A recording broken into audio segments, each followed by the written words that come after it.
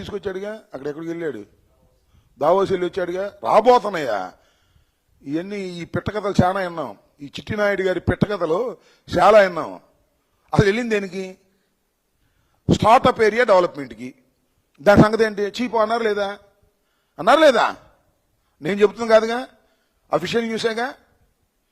చిట్టినాయుడు గారు పిట్టకథ రాపండి, ఉన్న విషయం చెప్పండి అని చెబుతున్నా. చిట్టినాయుడు గారు పిట్టకథలు వచ్చిన తర్వాత చెబుతూ ఉంటాడు, ఇదే వాళ్ళు మేము మా ప్రభుత్వం పడిపోద్దని ఎవడో ఈమెయిల్ పంపించాడు, వాళ్ళ మనిషే పంపించాడు అంట ఈమెయిల్. ఆయనే చెబుతున్నాడు, నిజమో కాదో తేల్చుకోమనండి. ఏమి లేక నడవలేక దారి ఒకడు అన్నా అంట, సింగపూర్ నుంచి ఏమి తీసుకురాలేక ఇక్కడికి వచ్చి మా మీద పడుతున్నారు. 5 రోజులు వెళ్ళారు బాబు కొడుకులు ఇద్దరు. వెళ్ళి దేనికో తెలుసా? ఎవరికి చెప్ప మాకు సెటిల్మెంట్ కోసం వెళ్ళారు. అప్పుడు పూర్వం మన ఈశ్వర్ అని ఉన్నాడు కదా మంత్రి గారు, నాకున్న సమాచారం తప్పు రైట్ వాళ్ళని చెప్పమనండి, ఈశ్వర్కి వీళ్ళకి మధ్య లావాదేవీలు బాగా జరిగినాయి. మన లోకేష్ గారు హై క్యాష్ అయినా బాగా జరిగినాయి. వాడిని సెటిల్ చేసుకోవడానికి ఆయన రిలీజ్ అవ్వగానే వెళ్ళారు. కలిశారా లేదో కొద్ది కనుక్కో ఈసారి ప్రెస్ మీట్కి వెళ్ళినప్పుడు. ఈశ్వర్ గారిని కలిశారా లేదు? ఈశ్వర్ గారు మా ఫ్రెండేగా. ఈశ్వర్ గారిని ఇక్కడ తీసుకొచ్చి అద్భుతం అమోఘం అని చెప్పారుగా. మరి వాళ్ళు ఏమో రోపలేశారే, ఈశ్వర్ రోపలేశారు. మొన్న బెయిల్ మీద వచ్చాడు, పెద్ద అవినీతి పరుడు అని. ఆ అవినీతి పరుడికి ఈ అవినీతి పరుడు తోడు.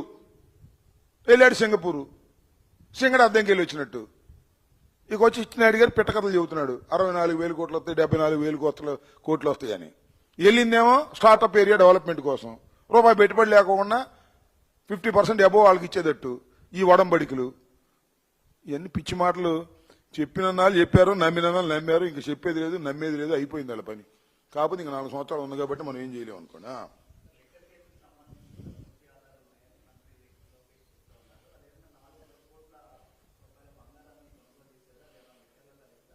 అవునండి, ఒక డిస్టరీ కంపెనీ దాన్ని కొనుక్కుందనుకో, దానికి దీనికి ఏం సంబంధం? డిస్టరీ కంపెనీ 4 కోట్లు పెట్టి కొనుక్కుంది, పెట్టుబడి పెట్టుకుంది అనుకో, దానికి దీనికి ఏం సంబంధం అంటే అక్కడ ముడి పెడుతున్నారు. ఆధారాలు ఉన్నాయి, ఎంతమంది మీద ఆధారాలు ఉన్నాయి? అసలు మా పార్టీలో ఉన్న అందరి మీద ఆధారాలు ఉన్నాయి, అందరూ లోపలేసేయాలి. ఏం నాకు అర్థం కాలే. న్యాయస్థానాలు తెలుస్తాయి. ఇదంతా కుక్కడప్ స్టోరీ. ఏదో ఒక విధంగా ఒక కథ అల్లి వైఎస్ఆర్ కాంగ్రెస్ పార్టీలో కీలక నేతలైన వాళ్ళందరినీ జైల్లో పెట్టి వేధించాలనే ప్రయత్నం చేస్తున్నారు. శభాష్, మీరు వేధించాలని మీరు అనుకుంటున్నారు, వేధిస్తున్నామని మీరు అనుకుంటున్నారు. మీ వేధింపులే మాకు శ్రీరామ రక్ష కాబోతున్నాయి. ప్రజల్లో ఒక అద్భుతమైనటువంటి సానుభూతి వచ్చే పరిస్థితి. అన్యాయంగా అక్రమంగా పెట్టేస్తున్నారు, మీ దుంపల్లేగా ఎవరిని పెడితే అన్ని అనేటువంటి భావన వస్తుంది. వాళ్ళు అనుకుంటున్నారు వైఎస్ఆర్ కాంగ్రెస్ పార్టీ మీద కేసులు పెట్టి వైఎస్ఆర్ కాంగ్రెస్ పార్టీ నాయకుల్ని లోపల పెట్టి అణిచేస్తున్నాం అనుకుంటున్నారు. మీరు అణిచేయటం లేదు, అద్భుతమైన ప్రజాదరణ పెంచే విధంగా చేస్తున్నారు. నేను ఇంకో విషయం చెప్తా. పిన్నెల రామకృష్ణారెడ్డి గారు ఇదే నెల్లూరు జైల్లో ఉన్నాడు, గుర్తుందిగా మీకు. జగన్మోహన్ రెడ్డి గారు ఇక్కడి నుంచి వెళ్ళాడుగా ఆయన పరామర్శించడానికి. నేను కూడా ఆయనతో పాటు హెలికాప్టర్లో. ఆ రోజు ఉన్న ప్రజాదరణ ఈ రోజు ఉన్న ప్రజాదరణ పోల్చగలలేకపోతున్నాం. ఆ రోజు నేను వెళ్ళాను స్వయంగా. నేను హెలికాప్టర్ ల్యాండింగ్ నుంచి సెంట్రల్ జైలుకి వెళ్ళాం, పిన్నెల రామకృష్ణారెడ్డి గారిని పలకరించాం, తిరిగి మళ్ళీ హెలికాప్టర్ దగ్గరికి వచ్చాం, మళ్ళా ఫ్లై అయ్యి ఇక్కడికి వచ్చాం. ఆ రోజుకి ఈ రోజుకి ఎంత తేడా వచ్చిందా? ఆ రోజు అంతగా పెద్దగా అనుకున్న స్థాయిలో ఇవాళ ఉన్న స్థాయిలో జనం రాలా. అంటే మీ అర్థం ఏమిటి? మీరు ఎంత అణిచివేయాలనుకుంటే అంత అద్భుతంగా జనంలో జగన్మోహన్ రెడ్డి గారు పెరుగుతున్నాడనేటువంటి కనీసమైనటువంటి జ్ఞానం మీకు లేదు. మీకంటే చంద్రబాబు నాయుడు గారికి లేదు. ఒకవేళ ఉన్నా మన చిట్టినాయుడు పోగొడుతున్నాడు. సింపుల్. అర్థం చేసుకోండి. చేసుకోకపోతే మీ కర్మ, మాకేం అభ్యంతరం లేదు. జైల్లో పెడితే జైల్లో ఉంటాం, మళ్ళీ అధికారంలోకి వస్తాం. రాచబాట వేస్తున్నది మీరే. ఏమైనా నాకు అర్థం కాలే. 2,000 మంది పోలీసులా? జగన్మోహన్ రెడ్డి గారు పరామర్శకు వెళ్తుంటే 2,000 మంది పోలీసులా? వాళ్ళ టిఫిన్ ఖర్చులు, భోజనం ఖర్చులు, ఎంత అవసరమా? కందకాలు తవ్వటమా? జైలు చుట్టూరా పెద్ద పెద్ద ముళ్ళ కంచెలు వేయటమా? ఏంది ఇది? చిత్రంగా లేదు? నేను చెబుతున్నాను కదా, మీరు ఆలోచించండి. చిత్రంగా లేదు? After all Pulivendula MLA, after all 11 Pulivendula ఎమ్మెల్యేకి ఆఫ్టర్ 11 ఇవన్నీ ఎందుకయ్యా? నాకు అర్థం కాలేదు. అంటే ఆఫ్టర్ కాదని ఆయన ఒక అద్భుతమైన నాయకుడని నిరూపించేశారు. అయిపోయా కేసు. 1 yearలోనే అయిపోయింది. 4 సంవత్సరాలకు ఆగాల్సిన అవసరంలా. 1 yearలోనే మీరు అద్భుతమైన నాయకుడు. ఆయన పులివెందుల ఎమ్మెల్యే మాత్రమే కాదు, ఆయనకు 11 సీట్లు వచ్చినంత మాత్రాన ఆయన చిన్న నాయకుడు కాదు. మేము స్పెషల్ దాన్ని ప్రధాన ప్రతిపక్ష నాయకుడు ఇవ్వకపోయినా ఆయన ఒక అద్భుతమైన స్వరూపం కలిగినటువంటి ఒక పెద్ద నాయకుడని మీరే నిరూపించేశారు కదా.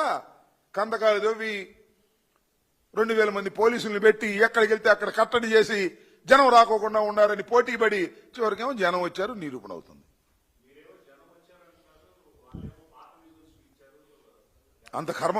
అంత కర్మ మాకేమీ పట్టలేదు. ఏమని అంటే అసలు వాళ్ళ ఉద్దేశం ఏంటి? జనం రాలేదని చెప్పడం వాళ్ళ ఉద్దేశం ఏంటి? నాకు తెలియకూడదా? జనం వచ్చారా రాదా అది పక్కన పెడదాం. అంటే వాళ్ళ ఉద్దేశం ఏంటి? ఇంత కట్టడి చేసినా జనం రాలేదని చెప్పడం వాళ్ళ ఉద్దేశం? కందకాలు తోవినా? నేను ఒక్క విషయం చాలా స్పష్టంగా చెప్తున్నా. మేము విజువల్స్ని మార్ఫింగ్ చేసో మరొకటి చేసేటటువంటి నీచమైన స్థాయికి దిగజారవలసినటువంటి పరిస్థితి జగన్మోహన్ రెడ్డి గారికి లేదు, రాదు కూడా. హోంమంత్రి గారు చెప్తారు, చిట్టినాయుడు గారు చెప్తాడు, పెద్దనాయుడు గారు చెప్తారు. మీరు కనుక్కోండి ఏమన్నా ఫోన్ చేసి. యువర్ ఆల్ జర్నలిస్టులు కదా, మీ తోటి జర్నలిస్టులు ఉంటారు కదా, కనుక్కోండి జనం వచ్చారు రాలేదా. అది చూశారు కదా, లాఠీ చార్జ్ చేశారా కదా. జనం రాకపోతే లాఠీ చార్జ్ ఎందుకు చేశారబ్బా? జనం రాకపోతే అమ్మా హోంమంత్రి గారు, జనం రాకపోతే లాఠీ చార్జ్ ఎందుకు చేశారు? జనం రాకపోతే ఆయన ఎవరు ఎమ్మెల్యే గారు నిన్న మాట్లాడుతున్నాడు.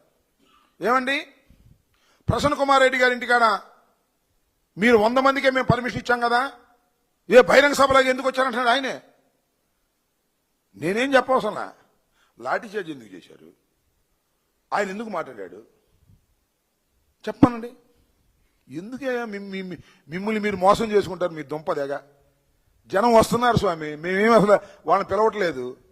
పూర్వం మా ఎన్నికలప్పుడో లేకపోతే అంతకు ముందు ఇంకోసారి కాస్త టిఫిన్లను లేకపోతే ఇది ఆటోలను ఏర్పాటు చేసేవాడు. అసలు ఇప్పుడు ఏమీ లేవు.